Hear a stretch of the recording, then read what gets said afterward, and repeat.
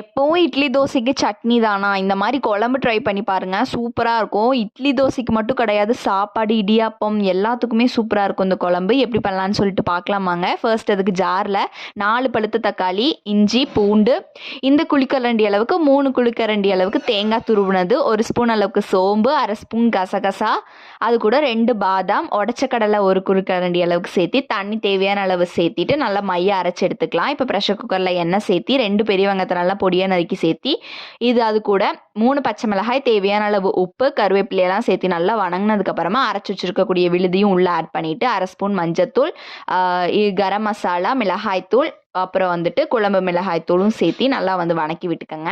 இப்போ தேவையான அளவு தண்ணி ஆட் பண்ணிக்கலாம். இப்போ கடைசியில் நம்ம கொத்தமல்லி தூள் தூவிட்டு இப்போ கொத்தமல்லியும் நம்ம தூவி நல்லா ஒரு 4 விசில் 5 விசில் விட்டு இறக்கணும். அப்படின்னா செம்மையாக இருக்குங்க இந்த குழம்பு. ட்ரை பண்ணி பாருங்கள், மிஸ் பண்ணிடாதீங்க.